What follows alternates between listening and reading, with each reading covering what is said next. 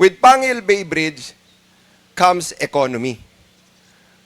Lanao del Norte, Lanao del Sur, it will be very easy already because meron na tayong infrastructure. With economy comes industrialization.